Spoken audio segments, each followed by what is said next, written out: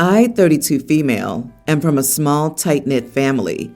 There's my family of 4, my parents, my grandmother, my aunt and uncle, their 2 kids and their families. We all live in the same area and will do whatever we can to help each other. My cousin Derek, 28 male, tragically passed away a year and a half ago from an intoxicated driver. He left behind his wife, Monica, 27, and 4 kids, all under 8. It was devastating, and Monica completely shut down. We all understood and started caring for her and the kids. This included me no longer charging her rent. They lived in a house I own, next door to me, helping prepare meals, taking care of the kids, helping with appointments, schoolwork, and shopping, etc. I can't tell you how many times I was her shoulder to cry on. She let me put the kids in therapy but refused to go herself. On to the now issue. As I said, it's been a year and a half, and she's still completely shut down. She doesn't work or cook or clean, and I've been raising the kids along with my 2. This isn't sustainable. The kids miss her. They lost their mom the day they lost their dad. I sat her down the other night and tried to be empathetic towards her, but nothing was getting through. She just kept crying and saying she couldn't do it without Derek. I told her she didn't have a choice. She has 4 kids who need their mother. She still wasn't listening, but I had had enough. I told her she had a week to get an appointment with a therapist before I stopped supporting her emotionally and financially and went to court for full custody of the kids. She ran out crying. The rest of our family thinks I'm being cruel because she loved my cousin deeply, but I think this is what she needs. She can't live like this and can't keep putting her kids through this. Everyone's been pitching in, helping around her house, and babysitting when I need a sitter for her kids. Am I the idiot? Not the idiot. You're right about her needing a therapist and being there for her kids. You've given it a year and a half, and while there's no limit on grief, she needs a reality check. You've not said anything crazy. Just go see a therapist at least. You've already tried that and it didn't work. You gave it time, but now's the time for an ultimatum. Her kids need her now. I don't think this even counts as OP trying to put a timeline on Monica's grief. Why does she need a sitter? Does she work? Or does she just live her days crying, leaving you guys to take care of her kids? I get that she lost her husband, but she didn't lose her brain. She should know her kids need her. As cruel as it sounds, she's being selfish. Grieving is necessary, but ultimately, it's just self-serving. It won't miraculously bring her husband back. What she's doing is the same as abandonment, and basically shows she cares more about herself than her kids. I mean, what are her plans, to just be a wreck for the rest of her life and have everyone else support her and take care of her and all her bills and her kids? I mean, it has to end sometime. I hope she gets the help she needs. Otherwise, do what you have to do to take care of those kids. And I would get her out of your house if you get full custody of those kids. And she can go live with other relatives who can take care of her if they think you're being mean. Yep, and the rest of the family needs to understand how much this is affecting OP and the kids financially. Since it's a tight-knit family and they disagree with your approach, they can all step up and take care of the 4 kids and start paying her rent. I mean, they don't want to be idiots, do they? It's easy to call you an idiot when you do everything. What occurred is very sad, but nearly 2 years later, it's not rushing this. Tough love is tough, but this situation is not your fault, and she's not helping, but sticking her head in the sand. Good luck to you and the children, and ultimately your sister-in-law. My wife, 32, and I, male 35, have been married for 5 years. It's been mostly good, though we've had rocky periods because we both needed to mature and because she's battled up and down depression for the past 3 years. Some of our fights get bad, like us shouting at each other, cursing, and sometimes not talking afterward for a day. Working with the marriage counselors helped us a lot, and those blow-ups are way less common because one of us usually keeps a level head and resolves the issue. She's been in a rough place for the last month because our first pregnancy ended. It was late in the first trimester, but neither expected it. We were both really sad. It's been way harder on her, probably because of the hormone changes, the fact that she's wanted a baby for the last 10 years, and because pregnancy is more personal for her as the one physically bearing the new life. Since then, she's spent most of her time on the sofa, not leaving the house, and watching TV. When I'm not at work, I've spent as much time as I can consoling her and just being with her. Fast forward to the past week. A few days ago, she blew up at me after I got home late. I was replying to text messages from my car for about 5 minutes before coming into the house. She was angry when we discussed this because she felt I didn't want to spend time with her. She said a lot of hurtful things and shouted, and I eventually went to bed. It sucked being her punching bag, but I figured she was just going through a lot. The next day, she apologized and said she didn't know what was happening. We spent a lot of time together, received good friends and family support over the weekend, and were in a good spot. Then last night, she blew up at me again. It felt dumb. She wanted to keep the TV on in the background while we did insurance paperwork.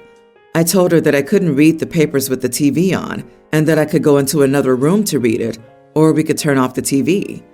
She turned off the TV but was angry. When I asked what was bothering her, she blew up, but this time it felt like it crossed the line. She was screaming and cursing at me and following me around the house when I walked away. At one point, she intentionally screamed in my ear, and it really hurt. It hurt for the next couple of hours.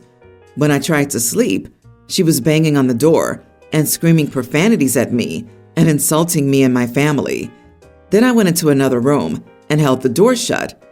It felt like she was trying to hurt me by screaming in my ear and saying those insults about me and my family. The ear pain still makes me angry. She didn't physically hit me, but it felt close to it, and that's messed up in my book.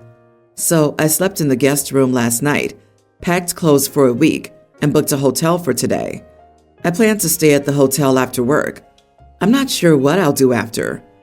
So, am I the idiot for leaving the house and staying elsewhere? Part of me feels like crap because I think she's depressed and going through a hard time, but I don't want to be treated like that again. I get that she's depressed, but I can't imagine ever trying to hurt her like that, even if I was crazy angry or in an awful mood. Not sure what to do next.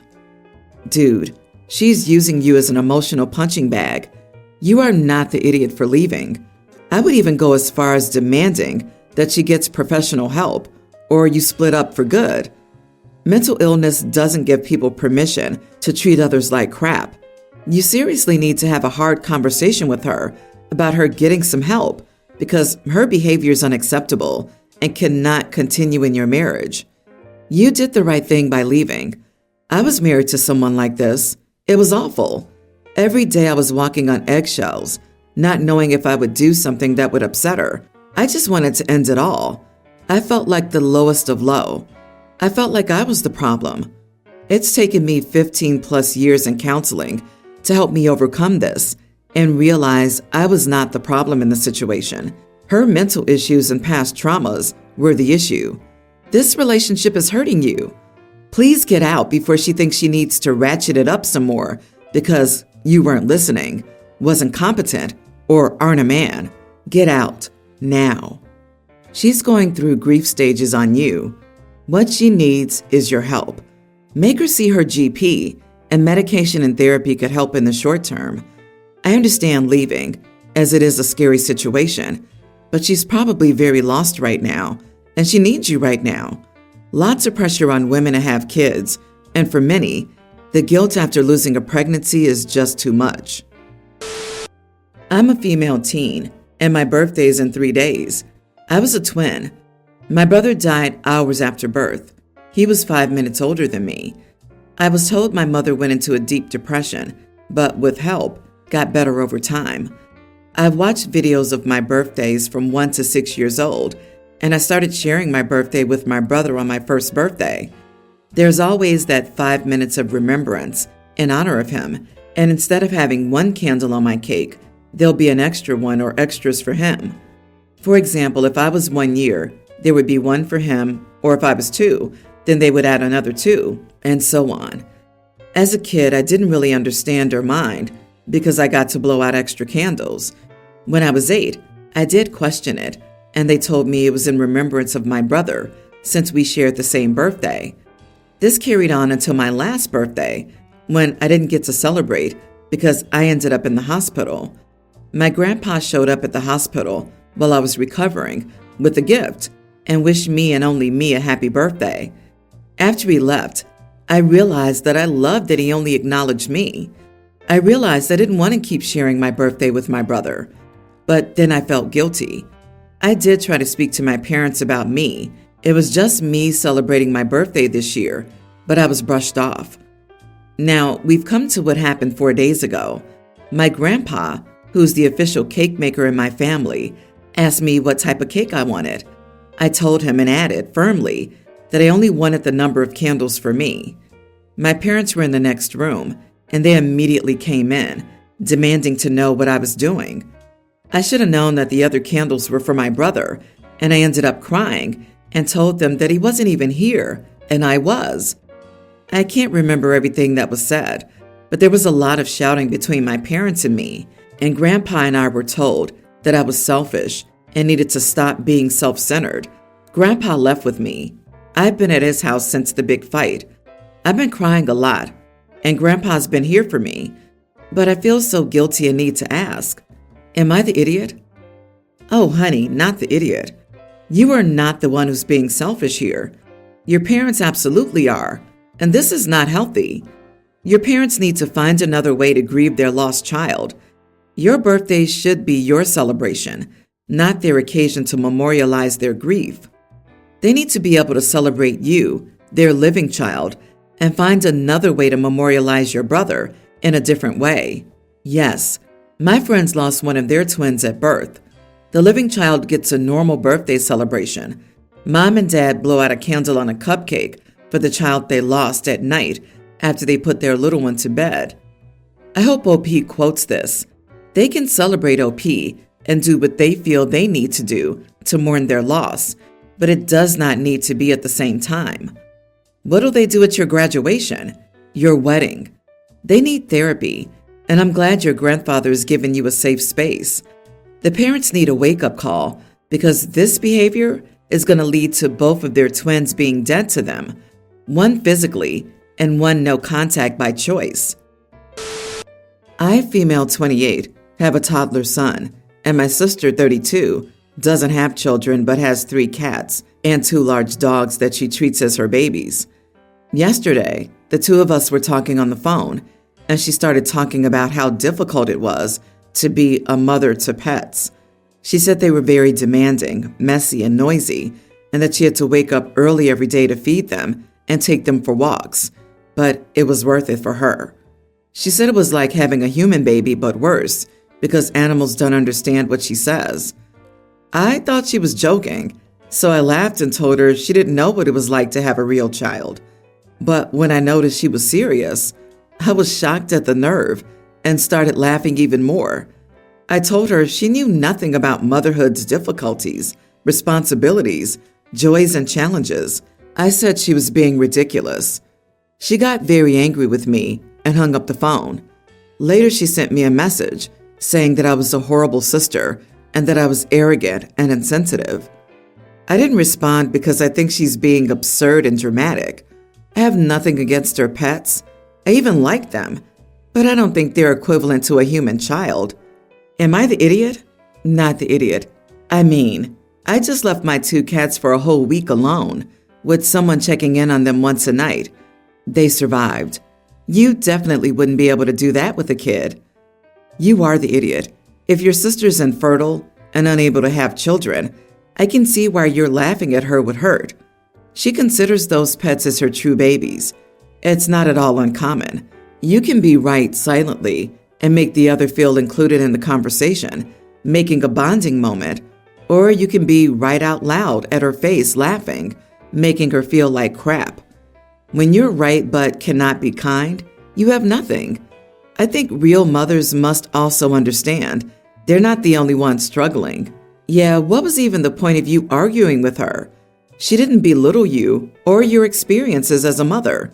unless you're leaving that out for some reason. She shared her personal feelings on the matter. She doesn't even sound like someone who dislikes kids, unless again you're leaving that out, or thinks that they're worse than pets.